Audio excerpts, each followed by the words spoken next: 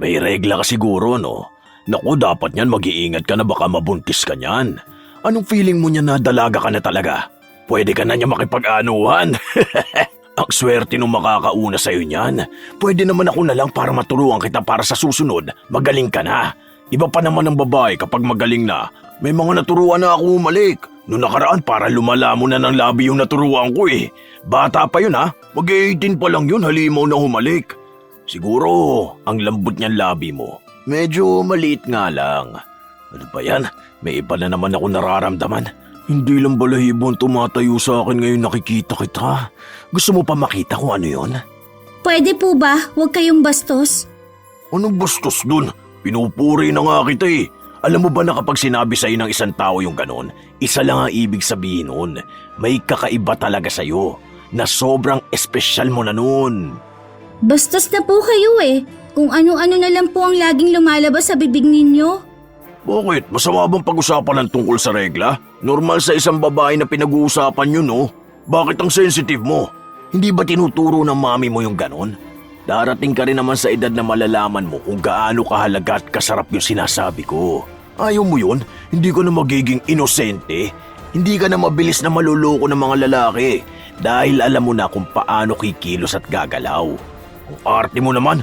Kala mo naman hindi mo papahawak yung katawan mo kapag nakakilala ka ng lalaki. Bakit? Hindi mo ba hinahawakan ang sarili mo sa mga oras na mag-isa ka lang?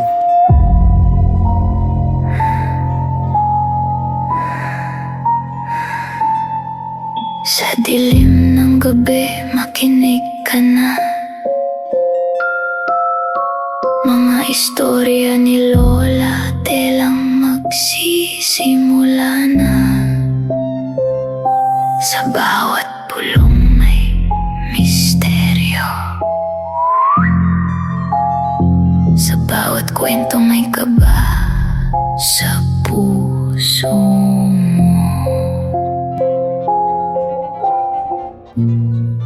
Ang istoryang inyong mapakikinggan ay naglalaman ng mga salita at eksena na hindi dapat marinig ng mga bata. Ang istriktong gabay ng mas nakatatanda ay kailangan. Minsan, wala naman sa edad ng isang lalaki ang pagiging manyakis. Minsan, kung sino pa ang nag-eedad, sila pa ang mas may lakas ng loob na mambastos ng mga bata. Ganon ang ugali ni Moises, pero walang kayang kumontra sa kanya. Walang lumalaban. Pero hindi sa lahat ng oras ay mananaig ang masama. Ano kaya ang nararapat na kaparusahan sa manyakis na driver?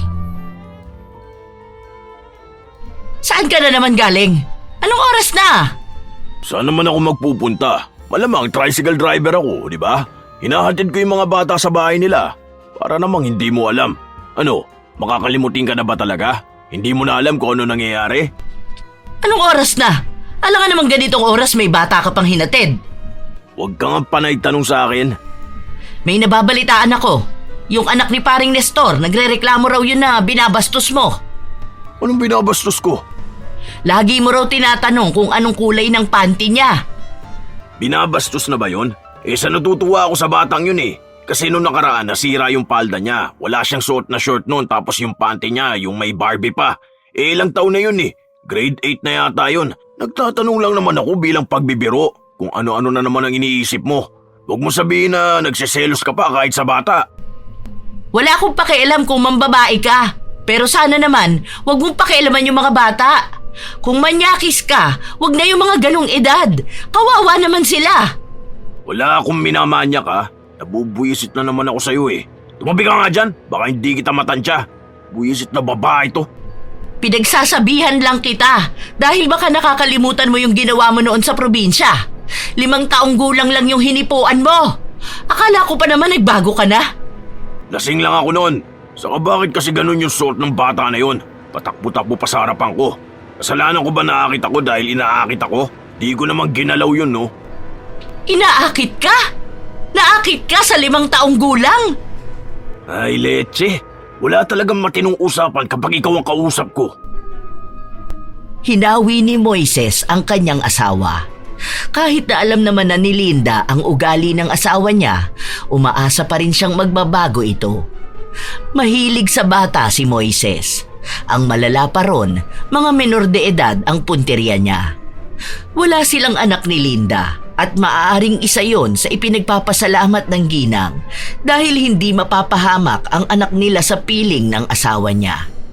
Dahil minsan, nawawala sa sarili si Moises at wala na siyang pakialam kung nahihipuan niya ang bata. Hindi naman mahiwalayan ni Linda ang asawa dahil mahal na mahal niya ito. Kaya lagi na lang niyang pinagsasabihan. Pero mukhang habang nagkakaedad si Moises, mas lalong lumalala ang pagiging manyakis niya. Dagdag pang naging driver siya ng mga estudyante. Hindi naman talaga yon ang trabaho ni Moises, pero yon ang nakikita niyang paraan para mas maapalapit siya sa mga bata. Minsan pa, isang hapon, sumakay si Zari, isang estudyante na malapit lang din ang bahay kina Moises. Uwian nyo na pala? Akala ko kanina ka pa nakauwi. May practice po kami kanina, yung sayaw-sayaw. Kaya pala pawis na pawis ka. Ang bango siguro ng baby bra mo niyan. May suot ka na ba nun? Po, Nagsusuot ka na ba ng baby bra? bakit niyo po naitanong?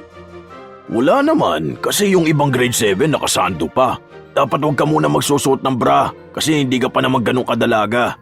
May umuumbok na ba dyan sa dibdib mo? Bakit po ganyan kayo magtanong? Bakit? May masama ba?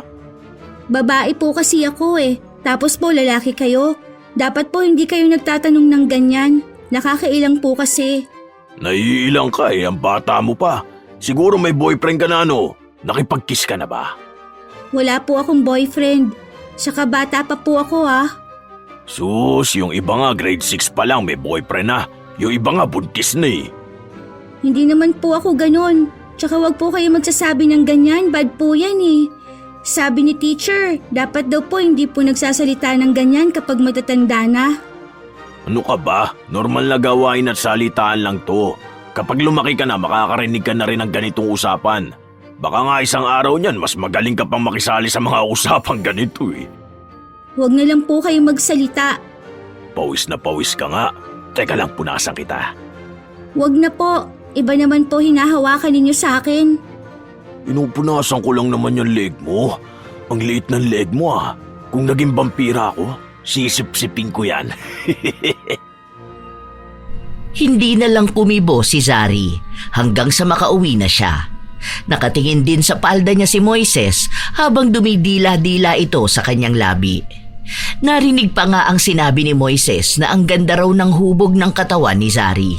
Siya ay nag-iisang anak ni Len na walang asawa matapos na mamatay sa isang aksidente.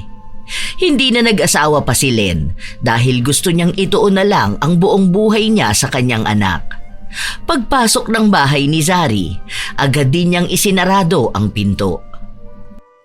Nakakagulat naman magsarado ng pinto. Akala mo naman kung sinong humahabol sa'yo. Sumakay ka pala?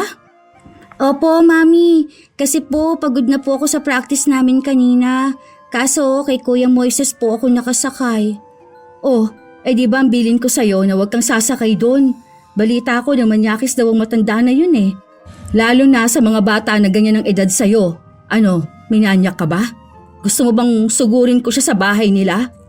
Hindi ko naman po siya kinausap. Tsaka po, hindi ko naman siya nilapitan. Hinayaan ko lang po siyang magsalita. Wala na po kasi akong masakyan nun. Siya na lang po. Tapos ang tagal kong naghihintay nun. Gusto ko na rin po kasi makauwi agad. Kaya po sa kanya ako sumakay. Sa susunod, kahit maglakad ka na lang, basta huwag kang sasakay doon, ha? Kawawa naman si Samantha. Kilala mo yun? Yung kaklase mo nung grade 6 ka? Yung kulot ang buhok? Bakit po? Ano pong nangyari?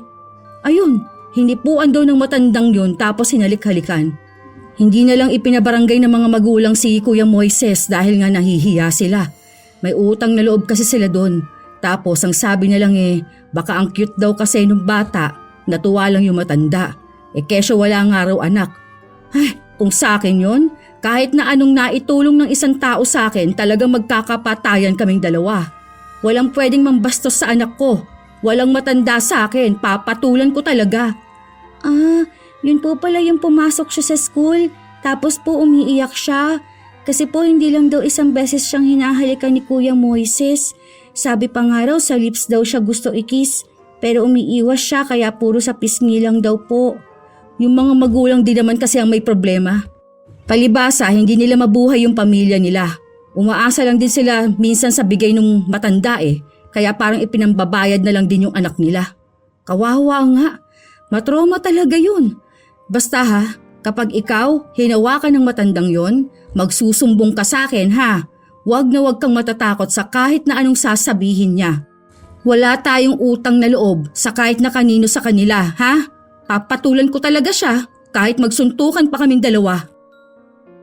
Laging pinaaalalahanan ni Len ang kanyang anak dahil alam niya kung gaano kaagresibo si Moises, lalo na sa mga bata. Gusto nun ang mga edad na nasa 10. Para bang yun ang nagpapataas ng pagnanasa niya.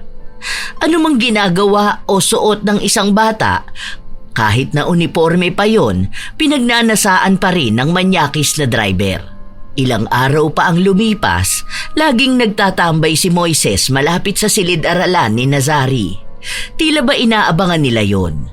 Hindi naman madalas na sumasakay ang dalagita dahil nga mas gusto niyang nilalakad lang pauwi at papasok sa paaralan nila. Hindi naman ganun kalayo para makatipid na rin siya at makatulong na mabawasan ang gastos ng kanyang ina. Psst, Sari, tara, sakay ka na sa akin. Depende ko kung sasakyan mo ang tricycle ko. Biro lang. Tara na. Maglalakad lang po ako. Bakit naman maglalakad ka lang? Huwag na, sakay ka na. Ayoko po. Tsaka kaya ko naman po maglakad. Mas gusto ko po kasi yung naglalakad ako. Sorry po. Libre ko na lang. Pakis na lang ako. Biro lang. Ang cute mo kasi. Parang ang sarap mong lamukusin. Kamukha mo yung mama mo. Sorry po, ayoko po talaga. Sayang naman, libre na nga Uy, laki pala ng puwet mo no?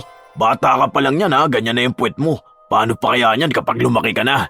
Ganyan yung gusto ng mga lalaki. Tapos malaki pa ang balakang. Kasi bata ka pa Malamang yan, malaki rin hinaharap mo niyan. Panalo na yan. Di ka na pakakawalan ng lalaki mo. Tama po ba na ganyan kayo magsalita sa bata? Hindi naman po maganda yung ganyan. Kahit na sabihin niyo pa pong biro lang. Hindi po ba kayo nag-iisip? Matanda na po kayo Nagbibiro lang naman ako. Saka hindi mo pa naman alam kung ano ibig ko sabihin O baka naman alam mo na. Bata mo pa para dun Siguro nga may boyfriend ka na. Sino ba dyan? Huwag niyo na nga po akong kulitin. Baka isumbong ko po kayo sa mami ko.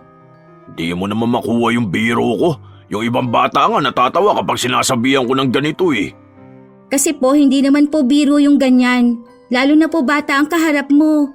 Hindi po naging tama na bigla na lang kayo magsasalita ng malalaswa. Tapos gagawin nyo tatawa kayo. Kahit na may ibang ibig sabihin po kayo doon. Maling-mali naman po talaga yon. Okay, sige na, kalma ka na. Pareho lang kayo ng mama mo na sobrang KJ. Hindi na pwedeng pagsabihan. Lagi seryoso sa buhay. Kung ayaw mong sumabay sa akin, edi wag mo. Iba na lang ililibre ko. Natutuwa lang naman ako sa mga bata dahil nga hindi ko naranasan magkaroon ng anak. Mukhang mali ang tinuturo sa'yo ng mami mo. Hindi na kumibo pa si Zari. Sa halip ay umuwi na lang siyang mag-isa. Habang si Moises naman, may sinundo na isang bata. Sa kanya talaga laging sumasakay ang batang yon. Walang kasamang mga magulang ang bata na yon. Hiwalay na at may ibang mga pamilya na. Tanging lola na lang ang nag-aalaga pero madalas na wala pa sa bahay nila dahil dumidiskarte sa buhay. Yon ang isa sa mga batang madalas pagsamantalahan ni Moises. Hindi man niya ginagalaw pero binabastos niya naman gamit ang mga salita niya. Hindi nakakaapila ang bata dahil takot ito. Hindi niya alam kung kanino siya magsusumbong dahil kaibigan ng lola niya si Moises. Hanggang sa natanim na lang sa utak ng bata na parang normal lang ang makarinig ng ganong salita sa isang matandang lalaki. Ang laki mo na para sa edad mong 40 na. Nireregla ka na ba? Ay, kapag ganyan, mas lalong uhubog pa yung katawan mo. Medyo bumabakat na nga yung dibdib mo Buksan mo nga yung 2 butones. Tignan ko lang. Silip lang ako, saglit lang. Uy, ganda. umbok na umbok nga. Ano, may buho ka na dyan sa baba mo? Manipis pa yan oh. Ganyan talaga yan. Wag mo muna ahitin kasi balahibong pusa pa lang yan ganyan. Ganyan yung magagandang tignan. Hindi kumikibo ang batang babae dahil hindi niya rin naman alam kung paano niya ipaglalaban ang kanyang sarili kung sakali man. Dahil minsan na siyang hinawakan ni Moises. Minsan na siyang hinalikan pero wala siyang ginagawa. Wala siyang mapagsumbungan dahil laging sinasabi ng matanda na normal lang yon, na ganun talaga ang mga may edad na. Natutuwa na sa mga bata. Para daw anak ang turing sa kanya. Alam man ng bata na mali yun, pero paano nga naman niya ilalaban ang sarili niya kung lola lang niya ang kakampi niya na kaibigan pa ng taong bumabasto sa kanya. May mga kabataang pumapalag kay Moises, meron ding hindi. Mga kabataan na takot sa kahihiyan at takot na mapagalitan ng mga magulang. Kilala kasi sa lugar nila si Moises. Sinasabi na matulungin daw siya. Maraming may utang na loob sa kanya kaya alam ng mga bata na walang maniniwala sa kanila. Kaya rin ni Moises na pagtakpan ang kalapastangan ng ginagawa niya. Lagi niyang sinasabi na hindi naman siya nadedemanda dahil wala naman siyang panggagahasa na ginagawa. Isang gabi, umuwi na naman si Moises. Galit na naman ang kanyang asawa. Salubong na naman yung mga kilay mo. Di ka ba masaya kapag nakikita mo ko? Lagi ka nalang nabubugnot, kaya halos ayoko na umuwi. Saya ko kanina, ngayon makikita na naman kitang parang ang lungkot na naman ang buhay ko. Ano ba magagawa ko? Malamang magtiis na lang ng napakatagal para makasama ang gaya mo. Paano nga namang hindi ka sasaya kanina kung nambastos ka na naman ng bata? Yung hilig mong tukso at biro, pero iba ang ibig sabihin. Hindi mo hinuhubaran ng bata, pero sa salita mo naman parang hubad na sila. Wala pa naman sanang muwang yung mga yon. Mga inosente na dinudumihan mo ang utak. Hindi nga ako nang babastos ng bata. Katuwaan lang yung halos ginagawa ko sa kanila. Alam mo, ikaw lang nagbibigay ng mali siya sa mga ganung bagay kahit na hindi naman din yun dapat iniisip. Hindi ba pwedeng natutuwa ako sa mga bata dahil hindi mo ko nabigyan ng anak? Alam mong ikaw ang hindi nagbigay sa akin ng anak. Ikaw ang baog sa ating dalawa. Hindi mo rin pwedeng sabihin na natutuwa ka sa isang bata kung puro pang matandang salita ang sinasabi mo sa kanila. Akala mo ba hindi kita narinig kanina doon sa school? Tinatanong mo yung 12 years old kung nasubukan na niya makipaghalikan. Tapos binibiro mo pa na magaling ka doon? Kaya pwede mo siyang turuan? Hindi ka ba nandidiri sa sarili mo? Mukha ka na kang mabaho. Mukha ka pang bangkay. Wala nga lang yun. Biro ko lang naman yun sa bata Alangan namang turuan ko siya kung paano humalik, di ba? Pwede naman din kung gusto niya. Bakit? Marami kaya mga kabataan ngayon na nakikipaghalikan na. Tapos sa ginagawa nila, hindi naman sila marunong. Paano mo nasabi na hindi sila marurunong? Nakahalikan na ba ng bata? Malamang oo, sa pamimilit sa kanila. Ewan ko ba kung hanggang kailan ka magiging ganyan? Mahaba pa naman sana ang panahon ng pagbabago, kaso hindi mo ginagawa. Saka mo yan malalaman kapag wala ng panahon para sa pagbabago at sa kapatawaran. Ay, bahala ka na nga dyan. Basta ako parang lolo lang din sa kanila.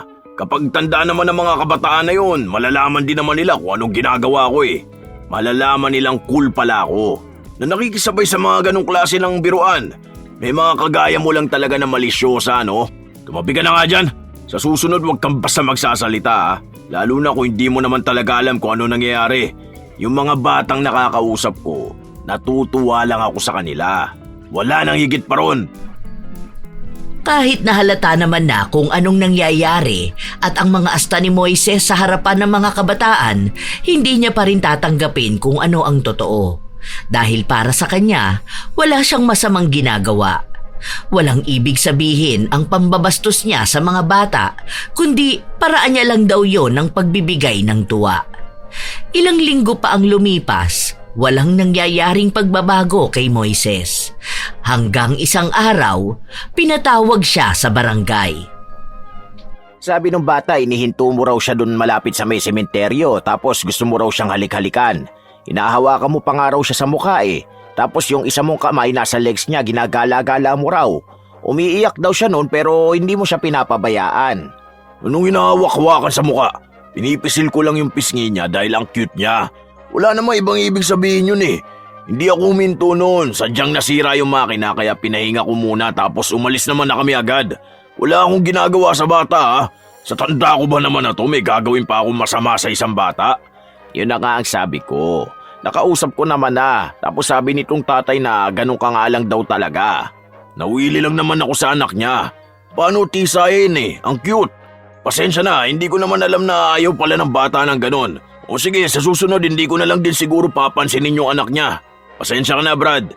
Hindi, okay na kasi nakausap ko naman na sila kanina. Pinaliwanag ko na mabuti ka naman tao. Minsan lang hindi yun halata dahil akala ng mga bata na tinutokso mo sila kahit na nawiwili ka lang sa kanila. Nagsorry na rin yung tatay nitong bata. Salamat, Kap. Alam mo naman talaga kung anong totoo eh. Kilala mo talaga ako. Pinatawag lang kita para at least alam mo kung ano yung napag-uusapan dito. No, sige na, uwi na kayo. Ingat kayo ha. Teka, hatid ko sana kayo kaso hindi na kasi ako papasada eh. O ito, 100 para may pamasahe kayo. Ingat kayo ha. Cute niyang anak mo, tisayin. Mana sa nanay. Sensya na ulit. Nawiwili kasi ako sa mga bata gawa na wala nga akong anak. Nagpasalamat lang ang tatay, pero dinig nila na pinapagalitan ng anak niya na mali-mali naman daw ang nirereklamo. Kahit na umabot sila sa barangay, hindi maikakaila nakakampi ng kapitan si Moises.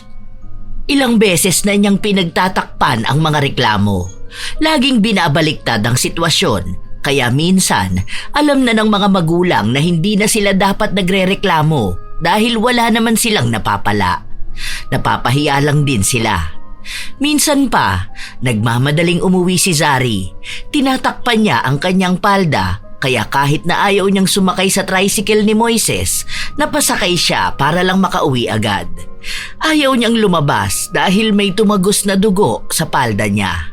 Mukhang sa kinikilos ng bata, alam na ni Moises ang ibig sabihin nun. May regla ka siguro no?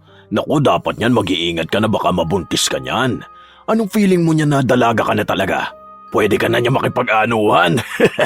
Ang swerte nung makakauna sa'yo niyan. Pwede naman ako na lang para maturuan kita para sa susunod, magaling ka na. Iba pa naman ang babae kapag magaling na. May mga naturuan na ako umalik. Noong nakaraan para lumala mo na ng labi yung naturuan ko eh. Bata pa yun ha, mag-18 pa lang yun halimaw na humalik. Siguro, ang lambot niyan labi mo. Medyo maliit nga lang. Ano ba yan? May iba na naman ako nararamdaman. Hindi lang balahibong tumatayo sa akin ngayon nakikita kita. Gusto mo pa makita kung ano yon? Pwede po bang wag kayong bastos? Anong bastos dun?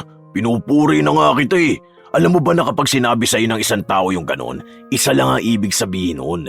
May kakaiba talaga sa'yo na sobrang espesyal mo na nun. Bastos na po kayo eh. Kung anong-ano lang pong laging lumalabas sa bibig ninyo. Bakit? Masama bang pag-usapan ng tungkol sa regla? Normal sa isang babae na pinag-uusapan yun, no? Bakit ang sensitive mo? Hindi ba tinuturo ng mami mo yung ganon? Darating ka rin naman sa edad na malalaman mo kung gaano kahalaga at kasarap yung sinasabi ko. Ayaw mo yun? Hindi ka na magiging inosente? Hindi ka na mabilis na maluloko ng mga lalaki dahil alam mo na kung paano kikilos at gagalaw. Ang arte mo naman. Kala mo naman hindi mo papahawak yung katawan mo kapag nakakilala ka ng lalaki. Bakit?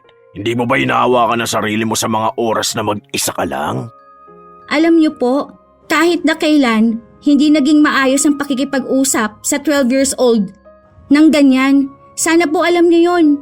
Matanda na po kayo. Ito po ang bayad ko. Dito na lang ako. Maglalakad na lang ako papasok. Hindi na naghintay pa ang dalagita na magsalita si Moises dahil agad na rin siyang umalis. Tinakpan niya pa ng bag ang likuran ng kanyang palda. Yon ang unang beses na dinatnan si Zari kaya hindi niya pa alam ang gagawin. Mabuti na lang nasa bahay lang din ang kanyang ina. Simula nung dinatnan na siya, lagi na siyang binabastos ni Moises. May mga biro itong ginagawa sa kanya na hindi tama pero walang ibang umaapila. Hindi lang ito maisumbong ng dalagita sa kanyang ina dahil pansin niyang sobrang problemado ni Len. Muntik na kasi itong matanggal sa trabaho. Dagdag pa ang mga gastusin sa bahay nila na ang ina lang ang sumasagot. Ayaw na niyang maging dagdag pa sa isipin ng ina. Dahil baka mag-alala ito sa kanya, lalo na sa maaaring maranasan niya kapag kumilos na si Moises. Isang beses pa, walang pasok, kaya nakapambahay lang si Zari. Nakasuot siya ng shorts at t-shirt na terno. May mga nakatatak pang halatang pambata. Lumabas siya para bumili sa tindahan noong nakita niya si Moises na nakatambay lang. Sexy oh. Dalagan-dalaga ka na, Zari. Ganda ng katawan oh. Ang tambok talaga ng puwet mo. Ganyan yung mga gusto ko sa babae. Naalala ko pa nung kabataan ko. Lahat na nagiging syota ko, ganyan ang mga puwet. Kapag ganyan kasi yung puwet, masarap patuwarin tapos papaluin mo palagi. Asit mo yung ganyan ha. Yan ang hahabol-habulin sa'yo ng mga lalaki. Grabe, kitang-kita ko oh. Hindi alam ni Moises na naroon din ang ina ni Zari. Hindi niya kasi ito napansin dahil ang tuon niya ay nasa bata lang. Nakatingin siya sa parte ng katawan na hindi naman niya dapat tinititigan ng matagal. Muntika na siyang masampal ni Len. Mabuti na lang na iharang ng kasama niya ang braso nito. Ang bastos mo talagang matanda ka, no? Huwag mong sabihing nalilibugan ka sa bata. Hindi ka ba nag-iisip? Ano bang akala mo? Tinatayuan ka pa? Aba, bakit ka ba nagagalit sa akin? Masama ba na purihin ko yung anak mo? Buti nga binabati ko pa na ganyan yung katawan ng anak mo eh. Matutuwa ba ako na ganyang kakabastos, ha? Bata, sisipulan mo? Sasabihan mo ng ganyan? Yang bunganga mo, ang tanda mo na hindi mo pa makontrol. Napakalibog mo. Napakamanyak mo. Aba, huwag mo akong pagsasalita ng ganyan ha. Kapal ng mukha mo. Kung ayaw mo mapuna ang katawan ng anak mo, huwag mong palabasin at pasutin ng ganyan. Kung ayaw mo makita yan ng mga lalaki, huwag mong palabasin ang bahay. Ikulong mo lang dyan. Alam mo, hindi anak kong may problema. Alam mo kung ano? Yang utak mong manyakis ka. Ang bata pa niya, no? Yung hubog ng katawan niyan, yung klase ng suot niya, makikita na bata pa talaga siya. Yung utak mong may problema, hindi yung bata. Saka hindi lang naman anak kong ginanyan mo, di ba? Yung anak pa ng iba. Kung sila pinapalampas nila yung ganyan, ako hindi. Hindi ako papayag na may babastos sa anak ko. Magkakamatayan tayong dalawa. Pero wala kang karapatan na magsalita ng kabastusan sa anak ko. Ako talagang makakalaban mo. Ang tapang mo ah. Di ko na tuloy alam kung matatawa pa ba ako sa'yo o ano ba. Talaga? Anong akala mo? Maduduwag ako sa mga gaya mo? Sinong gusto mong pagpantasyahan? Ikaw ba? Sa lagay na yan, laspag ka na eh. Nakakawalang gana kung pagpapantasyahan pa ang ganyang pagmumuka. Iba talagang utak ng mga manyakis, ano? Walang matinong naiisip. Puro na lang kabastusan. Walang utak. Walang ipinagkaiba sa mga adik sa droga. Mga luto na ang utak sa kasalanan. Hindi pa tapos si Len sa galit na nararamdaman niya kay Moises, kaya nagpunta pa ito sa bahay nila para lang kausapin ang asawa nito. Alam naman niyang kahit na masungit si Linda, hindi nito hahayaan na may mababastos na ibang babae. Kung pwede lang sanang kausapin niyo po ang asawa ninyo. Siguro naman po kahit na wala kayong anak, alam niyo naman po ang pakiramdam ng isang ina na nakikitang binabastos ang bata niyang anak ng isang lalaki na may isip na sana. Hindi lang ikaw ang unang taong nagsabi niyan, pero sige, mamaya kakausapin ko ang asawa ko. Bakit po ba ganun ang asawa ninyo? Mukha siyang matino, pero kapag narinig mong magsalita parang nasa talampakan ng utak. Hindi ko rin alam. Sige na, mamaya ako na ang kakausap sa lalaking yun. Ilang magulang na nagsabi sa akin eh. Ilang beses ko na rin siyang inaway pero iisa lang yung nagiging resulta. Walang pagbabago. Mas lalo pa nga siyang lumalala. Sana naman po magbago na siya para hindi na umabot pa sa puntong kailangan pang magpatawag sa barangay. Ayoko na may masamang mangyayari sa anak ko dahil bilang isang ina, handa kong hamakin ang lahat, wag lang mapahamak ang anak ko sa kamay ng manyakis na matanda. Kung yung ibang mga magulang napapalampas yun, pues ako, hindi. Hindi na lang kumibo si Linda dahil alam niyang kahit na ganon si Len, may tapang talaga itong itinatago. Kaya nung umuwi na si Moises, nagkaroon na naman ng pagtatalo sa mag-asawa. Hindi ba pwede nagsasabi lang ako ng totoo? Na maganda naman yung puwet at balakang ng anak niya? Buti nga sinabi ko pa yun eh. Totoo din naman na gano'n ang mga naging syota ako noon. Gaya mo, nung kabataan mo, ganun ang katawan mo. Hindi ba pwedeng purihin ang katawan ng babae? Kapag sinabihan silang pangit, nagagalit sila. Kapag naman sinabihan ng maganda, nagagalit pa rin. Parang hindi ko na alam kung saan pa ako lulugar Parang lahat na lang ng ginagawa ko mali. Parang hinahanapan na lang ako ng butas. Kahit na hindi naman na issue, nagiging issue pa. Hindi mo nakikita kung anong masama dun sa ginawa mo? Talaga ba? Nawalan ka na ng konsensya? O wala ka naman na talaga nun? Dahil wala namang masama. Walang masama na bastusin ang bata. Hindi sa lahat ng oras kailangan mong sabihin kung anong laman ang utak mo. May mga bagay na kailangan tahimik ka. Lalo na kapag ganyan na kabastusan. Lalo na yung isip na hindi ka tanggap-tanggap sa lipunan. Sa'yo ng ugali ko Dapat alam na nila yun. Huwag silang sensitive. Lalo na ngayon na dapat open na ang mga tao kapag ang usapan tungkol sa sexual. May mga kabataan nga na ginagawa na yun Alam mo, hindi mo ginagamit yung utak mo. Noon naman matalino ka kahit paano. Ewan ko ba kung bakit bigla ka naman naging ganyan nung tumanda ka? Ano yan? Pataas ang libog mo? Pabawas naman ang utak mo? Iba ang nangibabaw?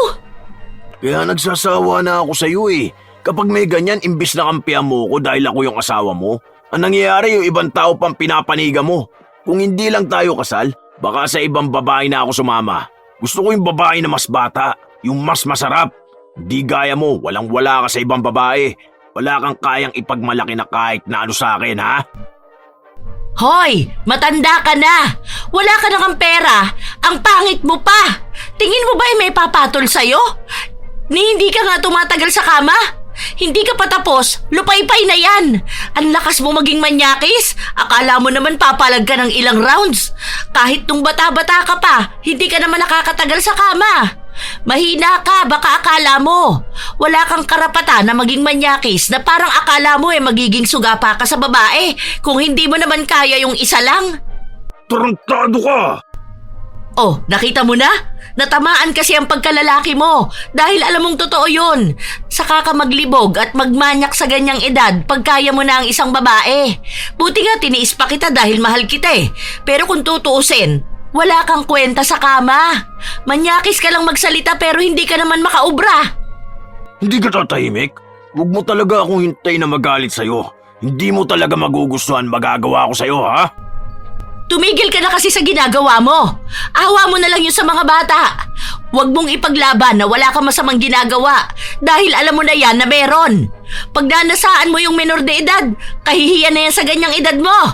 Pwede ka pang makasuhan sa mga ginagawa mo Mabuti na lang walang naglalakas ng loob. Pero alam mo, feeling ko meron na yan sa oras na galawin mo yung anak ni Len. Ramdam ko na siya ang magiging malakas mong kalaban. Kahit si kamatayan pa kaharap nyo, hindi ka aatrasan nun. Wala akong pakialam sa kanya dahil alam kong wala akong masamang ginagawa. Kung pinupuri ko ang katawan ng anak niya, hindi ko na yung kasalanan. May mata ako lalaki ako. Kung anong nakikita ko sa katawan ng isang babae, yun ang sasabihin ko. Yun ang gugustuhin ko. Pero mali na yan dahil ang babata ng mga nagiging biktima mo. Sana makakita ka na ng katapat mo. Dahil sa pagkakataon na to, hindi na kita ipagtatanggol pa sa kahit na sino. Harapin mo kung ano ang kasalanang ginawa mo. Harapin mo kung ano man ang nararapat na maipataw sa manyakis na gaya mo. Di ko kailangan ng tulong mo. Kung inaakala mo may kwenta ka sa akin, wala. Dahil matanda ka na. Sawa na ako sa katawan mo. Di naman ako titingin sa mga mas bata kung maayos yung katawan mo Mas lalo naman ang iyo.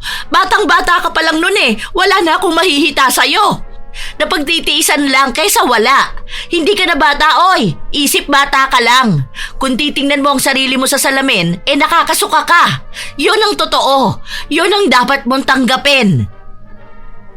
Nagtuloy-tuloy ang awayan ng mag-asawa pero hindi pa rin naman magawa ni Linda na hiwalayan si Moises. Katulad na rin ng hindi maiwasan ni Moises na maging bastos pa rin sa mga kabataan. Talagang mga menor de edad lang ang pinupuntirya niya. Wala siyang pakialam kahit na hindi komportable ang mga kabataan sa mga salitang sinasabi niya. Basta gusto niyang sabihin, yun ang ginagawa niya. Basta kabastusan, doon siya nagiging magaling. Ilang araw pa ang lumipas, lagi ring pinapaalalahanan ni Len ang kanyang anak na hanggat maaari ay umiwas na siya sa manyakis na driver. Sinasabi niya rin sa anak na kung ano man ang mangyari, sasabihin sa kanya kapag may ginawang kabastusan si Moises. Huwag daw matatakot si Zari dahil may karapatan silang isumbong ang anumang gagawin ni Moises.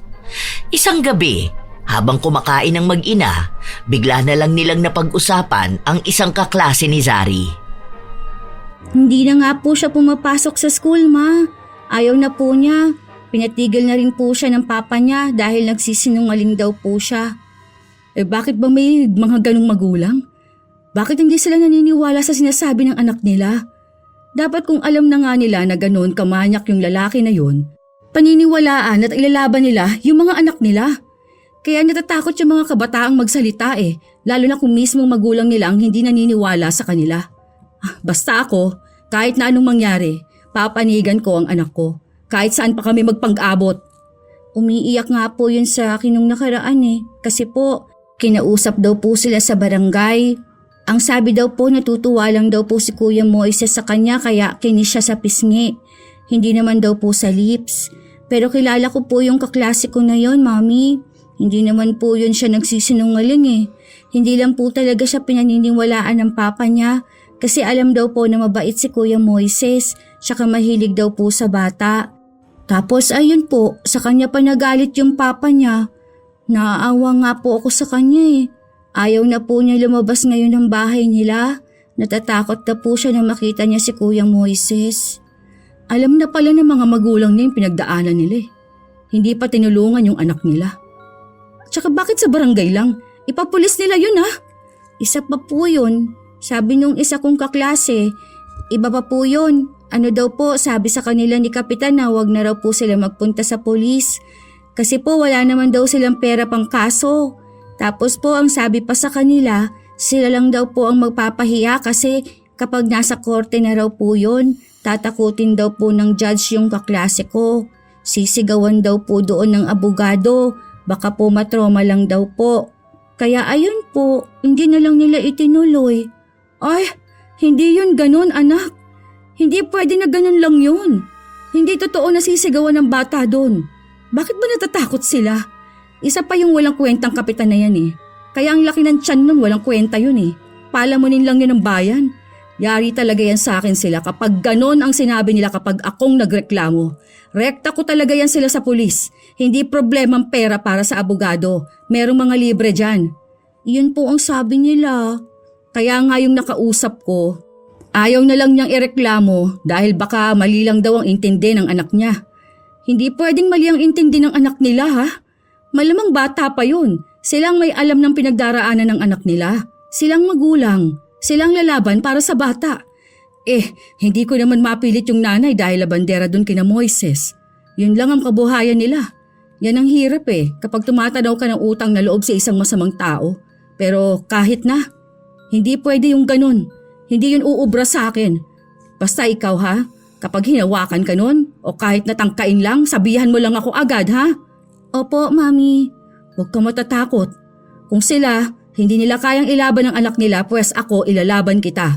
Hindi ako papayag, no? Hayop siya. Pero sana pa rin po, huwag siyang gagawa. Kasi po ayoko po nakikipag-away kayo Ayoko po na nai-stress po kayo. Hindi yan. Basta kahit na anong mangyari, huwag na huwag mo itatago sa akin kung anong nangyayari sa'yo, Mami mo ko. Dapat alam kong lahat. Sa mga lumipas na araw, naging tahimik si Moises. Hindi niya kinukulit si Zari dahil may iba siyang punteriya. Hanggang sa isang beses, sobrang sakit ng tiyan ng dalagita. Kailangan niyang umuwi at si Moises lang ang nakapilang tricycle. Naghintay pa nga ng ilang minuto si Zari pero wala siyang nakitang masasakyan niya. Kaya kahit na ayaw niya ay sumakay siya kay Moises. Hirap na ang dalagita sa kanyang tiyan, pero sa ibang daan siya inikot ni Moises. Hindi po dito yung daan. Okay lang yan, shortcut nga rito para makauwi ka kagad. Ang sakit na kamo ng tiyan mo Wala naman pong daan dito, tsaka sobrang layo po nito. Ibaba niyo na lang po ako. Hahanap na lang po ako ng ibang sasakyan o kaya maglalakad na lang po ako. Wag na, dami mo namang arteng bata ka.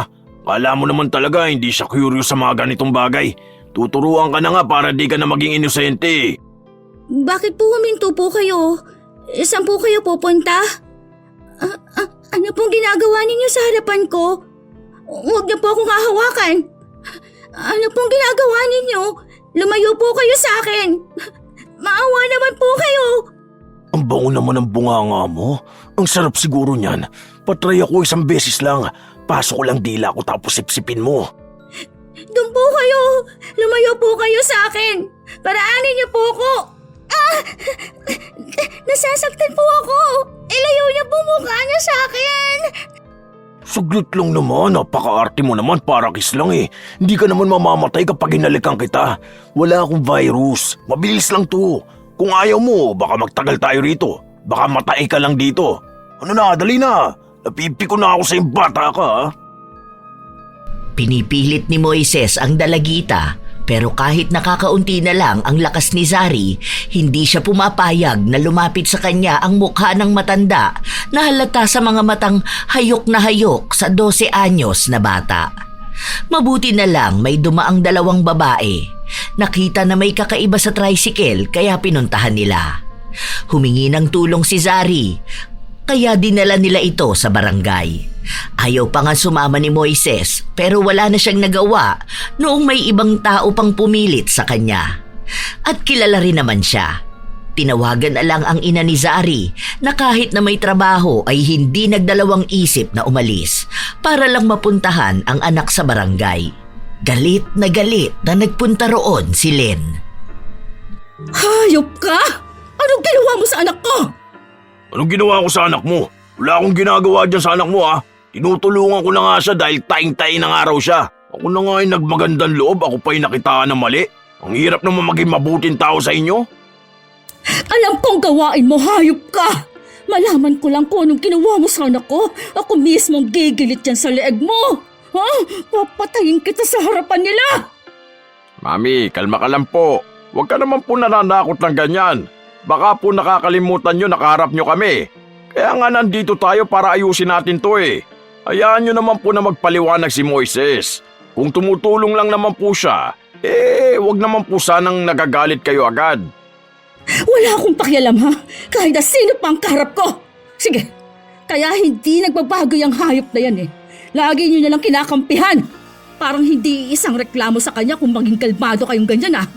Hindi porket kilala nyo siya, hahayaan nyo na lang siyang gumawa ng kababuyan sa ibang tao, lalo na sa mga kabataan. Hindi ka po abogado, Mami, para magparatang sa isang tao. Wala pong ebidensya. Wala pong patunay na gumawa nga ng masama si Moises. Kilala po yan dito sa atin bilang isang mabuting tao. Marami na po siyang natulungan at malamang isa na rin kayo doon. Kaya po wag tayong basta nagbibigay ng espekulasyon hanggat hindi pa naman napapatunayan na may nagawang kasalanan ng isang tao.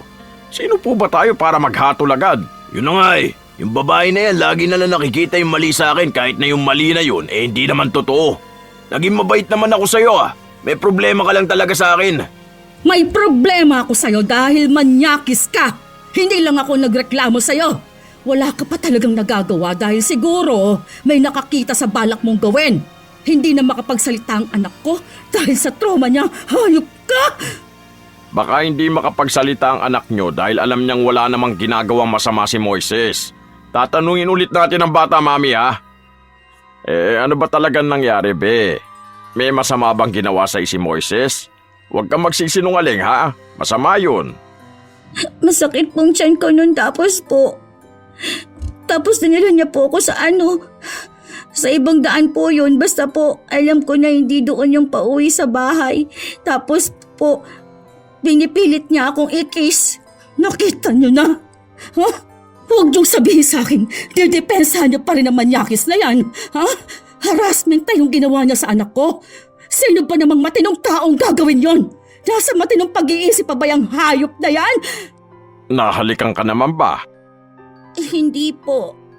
Oh, hindi naman pala eh. Nagalaw ka ba? Hindi po. Oh, wala naman pala nangyari sa anak nyo. Ibig sabihin lang nun, walang ibang ginawa si Moises. Mali lang talaga yung pagkakaalam nyo, Mami. Wala pong issue dito. Huwag na po natin itong palakihin. Kung hindi naman po napahamak ang anak nyo, wala naman po yun. May anak ka ba? Meron, pero puro lalaki. Ano naman kinalaman ng mga anak ko sa usapin natin ngayon? Kaya hindi mo alam kung anong takot ang meron sa mga magulang na may babaeng anak dahil hindi mo naranasan na magkaroon ng anak na babae. Kaya ganyan ka nalang kumampi sa manyakis dahil hindi ka takot. Pero tandaan mo, minsan may mga ganoong nangyayari din kahit pa sa lalaki. Saka baka naman kasi may ginawa yung anak mo. Medyo maiksi yata ang palda niya eh. Hindi naman may iwasan sa isang lalaki na makaramdam ng kakaiba lalo na kung babae ang nagpapakita ng motibo. Hindi rin naman magnanasa ang lalaki kung hindi babae ang kikilos.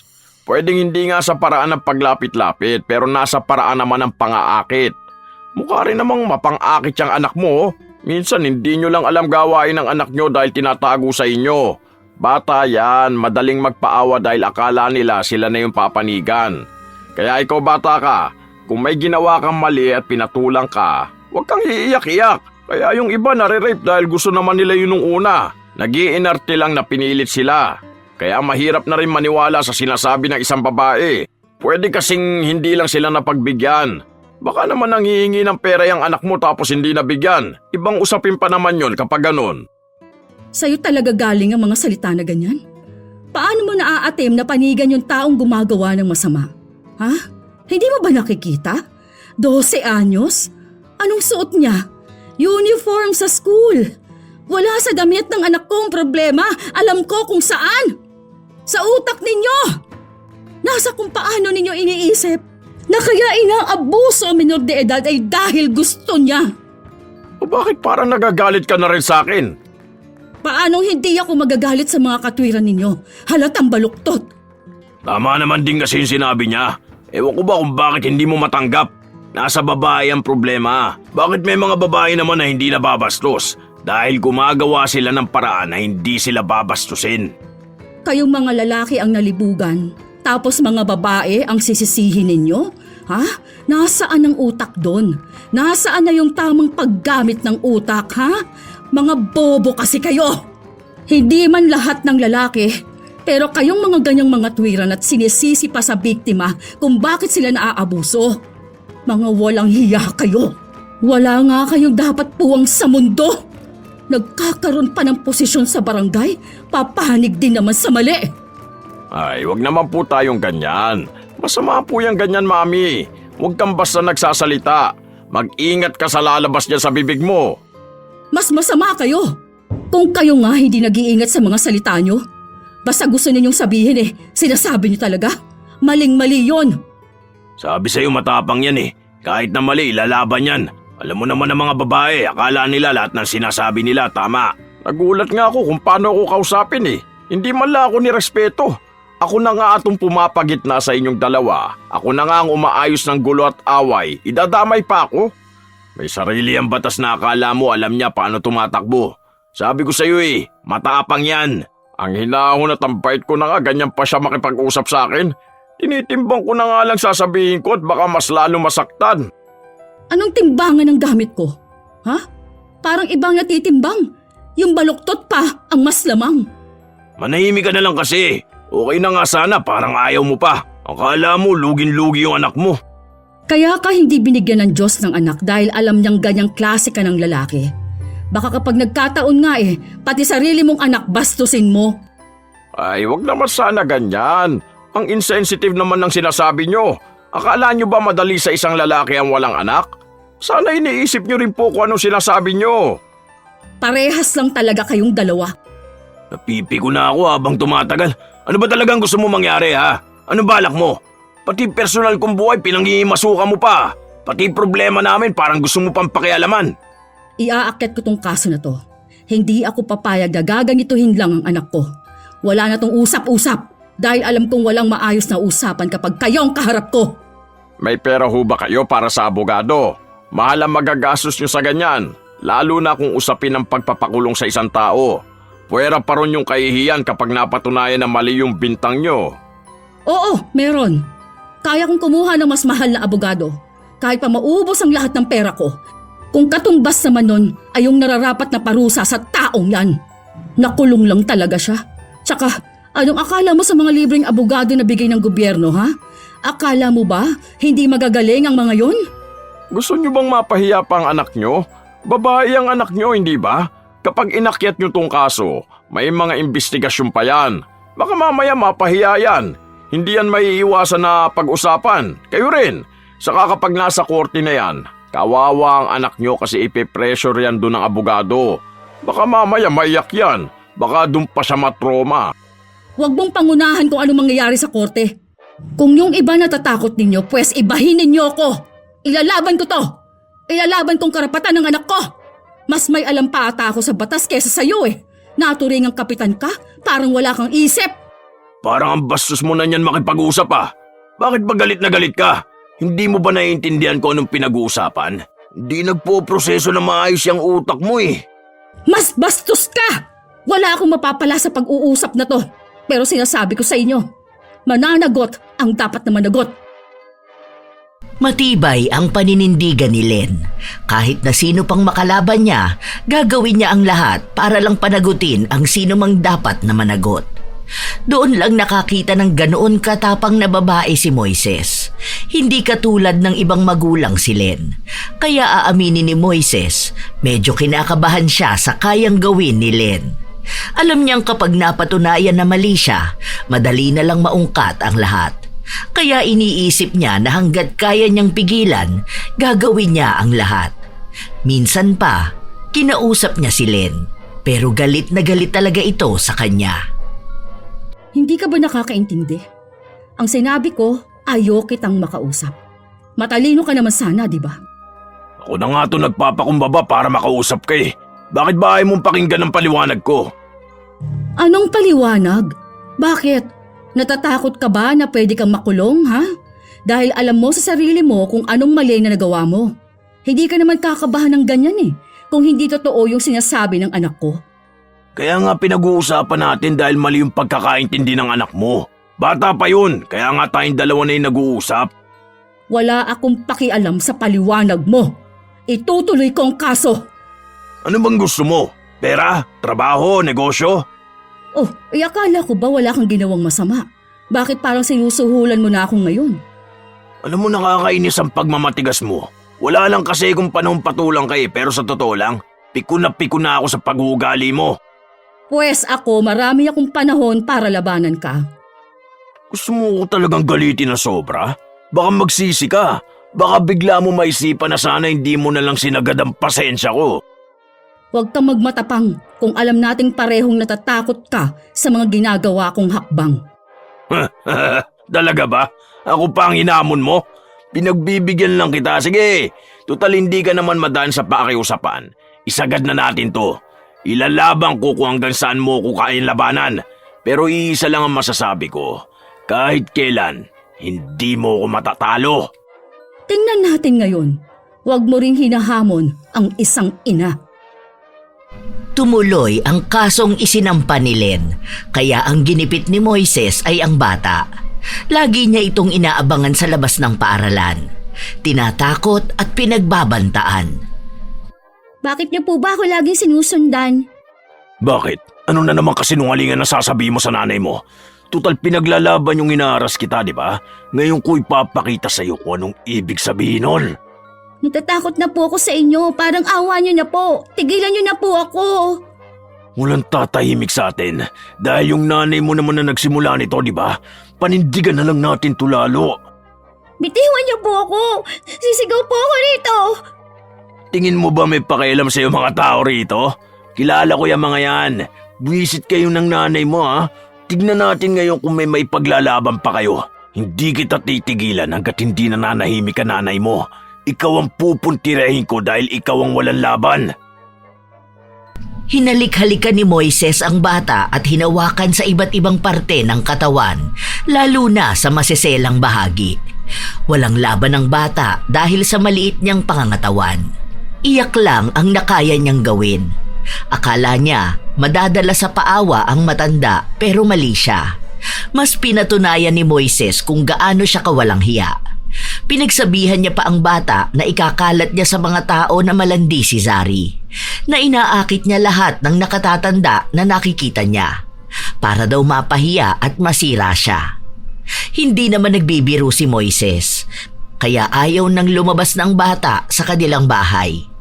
Hindi na siya pumapasok sa paaralan. Kahit nakausapin siya ng guro nila, wala na siyang mukhang kayang iharap sa mga tao. Mabagal ang proseso kapag sa batas sila aasa. Wala naman din silang ibang makakapitan. Hanggang sa isang araw, nabalitaan na lang sa buong bayan nila na nabubulok na raw ang isang paa ni Moises. Noong una raw ay nakagat lang yon ng lamok, pero lumala hanggang sa umabot na sa kalahati ng kanyang paa. Natigil na rin siya sa pamamasada dahil sa sakit na nararamdaman niya. Isang araw, iniinda ni Moises ang sakit niya, pero hindi siya inaalagaan ng kanyang asawa. Grabe lintik na sakit na to. Aray ko, hindi mo ba ako ikukuha ng gamot?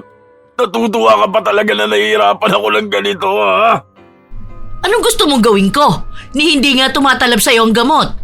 Tama lang yan, para hindi ka na makalabas ng bahay. Para naman mapirmi ka rito at hindi ka makagawa ng gulo sa labas. Anong pinagsasasabi mo? Masaya ka na ganito ako? Pwedeng oo, pwedeng ewan. Basta ang alam ko lang, baka pinarurusahan ka na sa nangyayari sa'yo. Sino naman magpaparusa sa akin? O ewan ko, sa dami ng ginawan mo ng katarantaduhan hindi natin malalaman kung sino doon. Hayop naman talaga ang sakit. Grabe. Para namang inuukit yung balat ko. Sakit sobra, aray ko. Dali mo na kaya ako sa ospital. Kaya nga mas lalong nabulok yung paa mo dahil tinurukan niya ng gamot, di ba? Simpleng gamot lang kasi yan pinalala mo. Lintik na insekto kasi yun. Di ko alam kung anong klaseng insekto yung kumagat sa akin. Grabe ang sakit. Gumawa ka ng paraan para gumaling ako. Anong akala mo sa akin, salamangkera? Bahala ka dyan sa buhay mo. Ang ingay mo. Hindi na nga ako nakatulog kagabi. Tingin mo ba ako nakakatulog ako na maayos? Ikaw yung may iniinda, kaya huwag mo akong madamay-damay dyan. Kung noon nakakatulog ka ng mahimbing kahit tumatarantado ka na nga ng bata, ngayon hindi ka makakatulog. Hay, nadadamay pa ako. Sa susunod, kapag natulog ako tapos ang ingay mo, palalayasin talaga kita. Wala kang awa. Parang siya may awa. O siya, aalis ako. Bahala ka na dyan sa buhay mo. Tutal, gusto mo naman na pinababayaan kita sa desisyon mo. Iiwan mo ko sa ganitong kalagayan ko? Anong paki ko sa kalagayan mo? Wala kang kwentang asawa. Kung paano ka rin walang kwentang asawa. Talagang ipinamumukha ni Linda sa asawa ang dapat na parusa lang sa kanya. Nung mga oras na umalis si Linda, nakasalubong niya pa si Len. Tila ba nakikibalita ito sa kung ano man ang nangyayari kay Moises. Bakit hindi ka na lang sa akin magtanong? Mas hamak namang alam ko kung anong kaparusahan ng nangyayari sa hayop kong asawa. Asawa mo pa rin yun. Alam kong kahit na anong mangyari, siya pa rin naman ang kakampihan mo. Kakampihan? Tingin mo ba ako yung magpaparusa sa kanya kung siya ang kinakampihan ko? Parusa? Mabubulok siya ng paunti-unti bago pa siya lamunin ng lupa. Alam ko na kahit hindi mo sabihin sa akin, masaya ka nung nabalitaan mong nagdurusa na siya sa sakit niya. Oo, ako ang may dahilan kung bakit gano'n ang nararamdaman niya. Ako mismo ang nagbigay nun sa kanya dahil gusto kong ibawi kayo, ang mga bata na inabuso ng asawa ko. Ilang dekada ko ring tiniis yun, kahit na alam ko kung anong pinaggagawa niya. Mali ako na pinili kong manahimik, pero ngayon, alam ko na kung ano yung dapat kong gawin. Alam ko na kung paano ko dapat itama kung ano yung pagkukonsinti na ginagawa ko sa kanya noon. Hindi ko alam kung anong sasabihin ko. Hindi mo naman na kailangang magsalita pa, dahil alam ko naman na masaya ka sa kung anong nangyayari sa kanya. Huwag ka mag-alala, hindi ka nag-iisa, pati ako. Bakit ngayon mo lang ginawa? Bakit bigla mong naisip na gawin? Asawa mo yun. Ayoko na. Babae ako. Nung kabataan ko, naabuso rin ako, kaya galit ako sa ganong klase ng tao. Siguro, nabulag lang ako na mahal ko siya, kaya tiniis ko. Akala ko magbabago pa, pero hindi na talaga. Bakit hindi mo nalang hinintay na makulong siya? Para yun na ang magiging parusa niya. Ay kailan pa yun? Alam mong ang bagal ng proseso dito sa Pilipinas. Hindi ko na ma-attempt dahil habang malaya siya, gagawa siya ng masama sa mga kabataan. Isa pa, awang-awa na ako sa anak mo. Alam mo bang nung nakita niya ako, umiyak siya sa akin? Si Zari ang nagtulak sa akin gawin yon sa mismong asawa ko. Hindi mo maisip na sa ganung edad makakaranas siya ng ganung takot. Naalala ko yung sarili ko sa kanya noon. Kahit pakampihan ako ng nanay ko, ng batas, iba pa rin yung takot. Maiipon yun. Magtatagal, hindi madaling matanggal. Kaya nga iniisip ko na hanggat maaari, dapat mabawasan ang ganong klase ng tao. Kahit pa asawa ko. Ako na mismo ang gagawa ng paraan para lang managot siya sa kasalanang nagawa niya. Hindi naman maikakaila na nasasaktan pa rin si Linda sa ginawa niya sa asawa niya. Pero mas masasaktan siya kung may iba pang kabataang makakaranas ng pang-aabuso na nagmimistulang biro para sa mga kalalakihan. Pero mukhang kahit na hirap na si Moises, hindi pa rin natatapos ang pagiging masamang tao niya at pagiging manyakis. Madalas niya pa rin binabasto sa mga bata na dadaan sa bahay nila. Mga estudyanteng maayos naman ang suot, pero nagagawa niya pa rin hanapan ng paraan para bastusin. Minsan pa, isang elementarya ang binastos ni Moises. Sakto naman, nadaraan din si Len. Ganda ng ganyan yung uniform. Ang puti mo tignan. Ang sarap mo dyan sa ganyan suot. Di ka nga rito, pakisilolo. Dali na! Hindi ka pa rin talaga nadala? Kung ano-anong nangyayari sa'yo. Sa totoo lang, hindi naman dapat yung paa mong nabulok, kundi yung ano mo, napakalibog mo, napakamahanyak mo, elementary pa lang yung bata. Grade 3 lang ata yan, oh. Ano bang utak meron ka? Ano ba, naiingit ka ba sa mga bata? Sabihin mo lang para ikaw ang pagnasaan ko. Saka hindi yung pagnanasa. Ang may kasalanan lang yan yung mga tao may mali siyang utak. Mga gaya mong tao.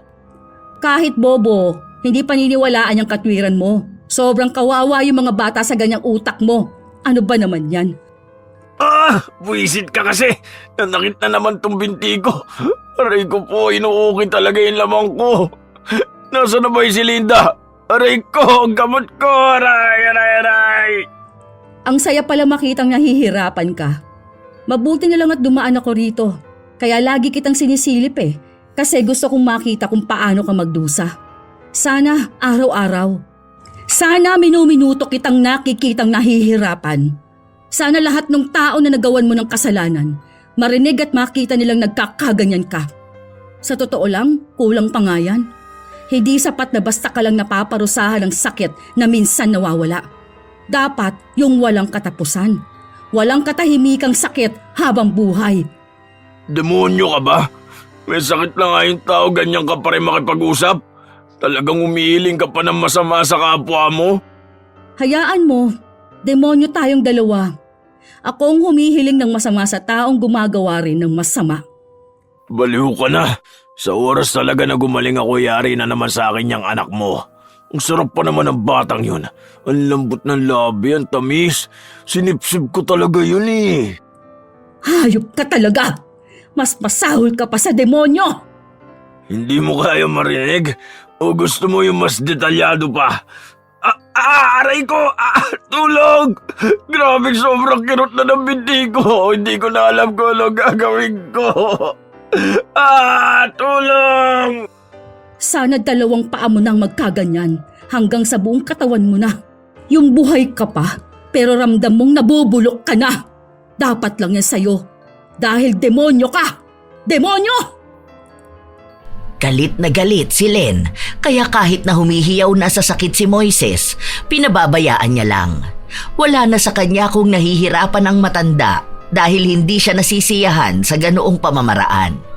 Kaya dinoble niya ang barang.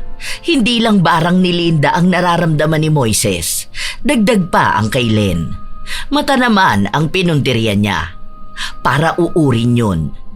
kainin ang uod ng paunti-unti dahil makasalanan ang mga mata ni Moises. Yon ang nakakakita ng hindi dapat nakikita sa mga bata.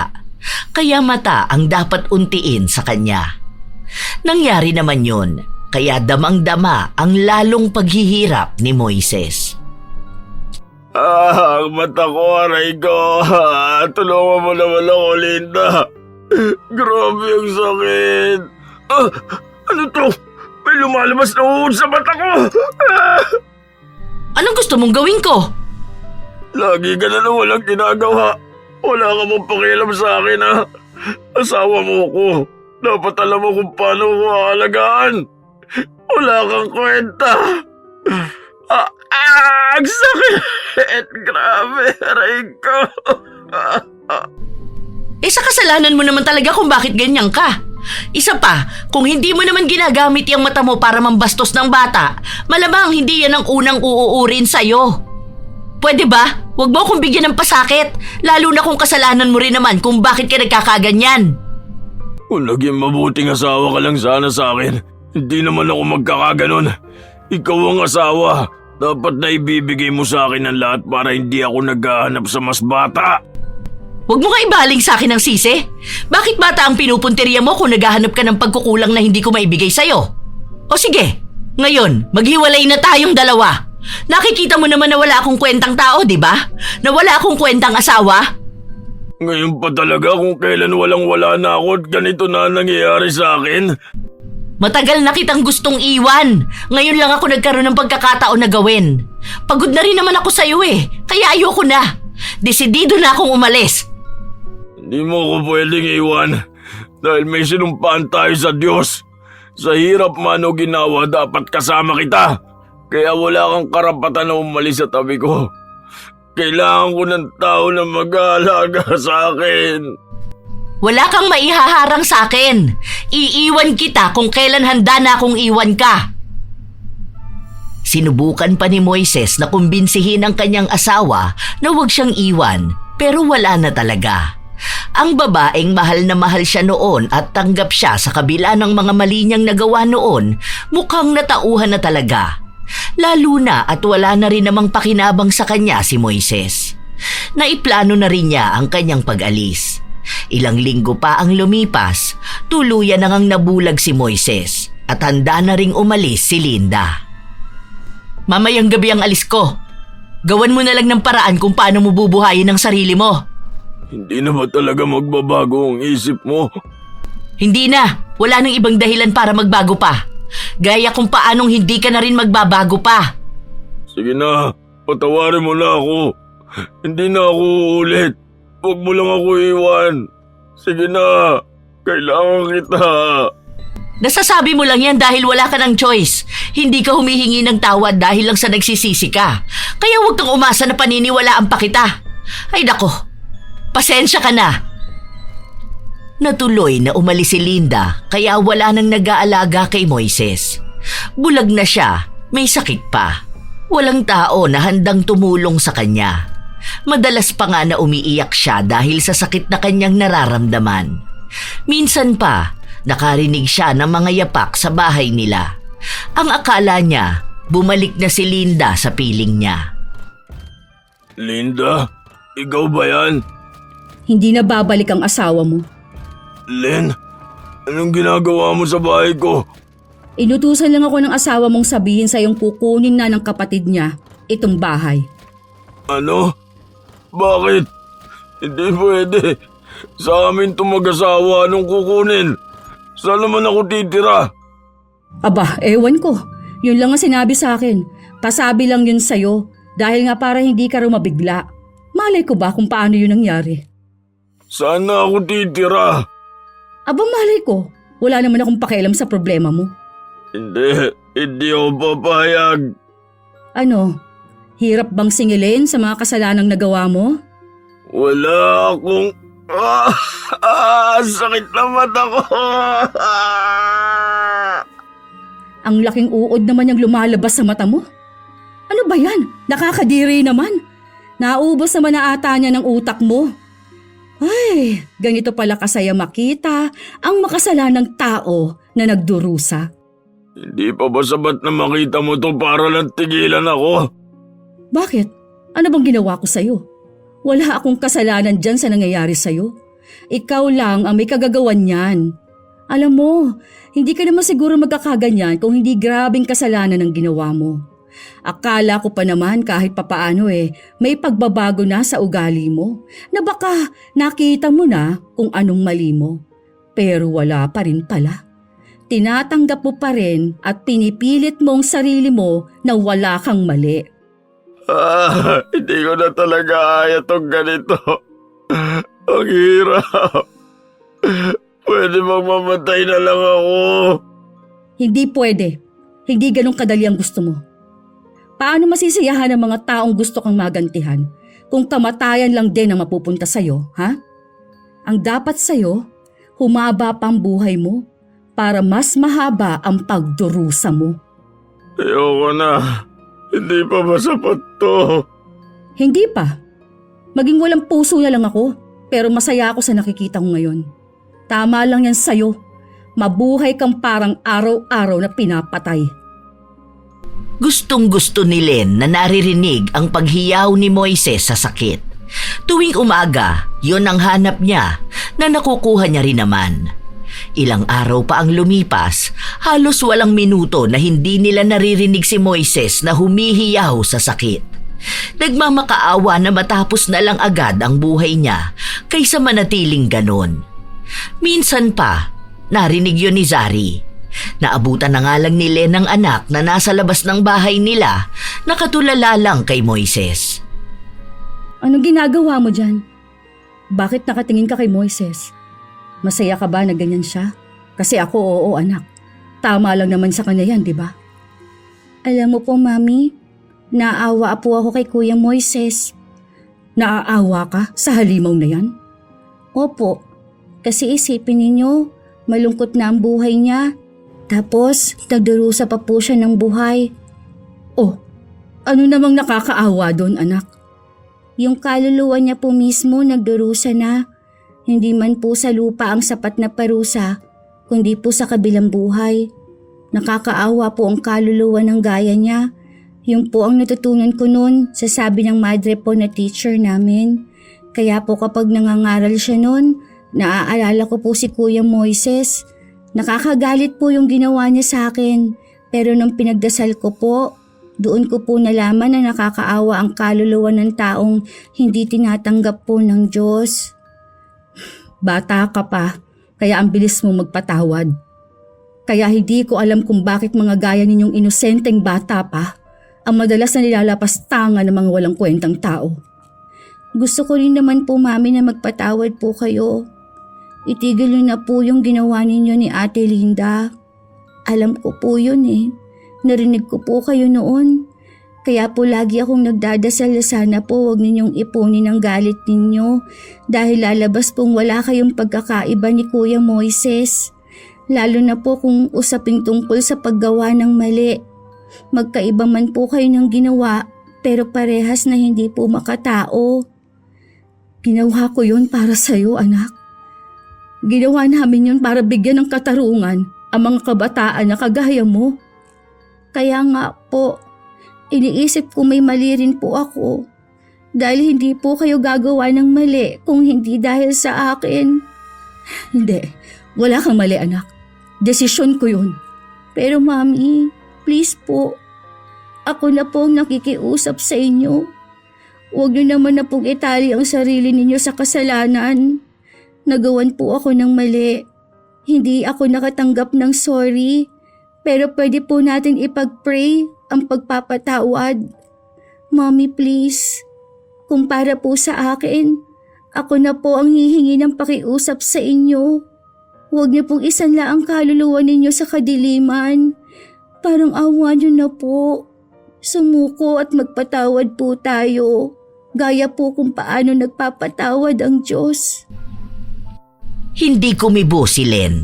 Ang mga salitang alam ng kanyang anak, galing yon sa mga salita na naririnig ni Zari noong araw-araw siyang kausap ng mga madre at pare o mga taong tumulong sa kanya para makayanang maharap ang madilim na bahagi ng kanyang buhay. Tila ba naging mas makabuluhan pa yon dahil alam niya ang tungkol sa pagpapabarang ng ina sa lalaking kinasusuklaman nito. Ilang araw pang pinag-isipan ni Len ang sinabi ng kanyang anak bago siya nagdesisyon na muling kausapin si Moises.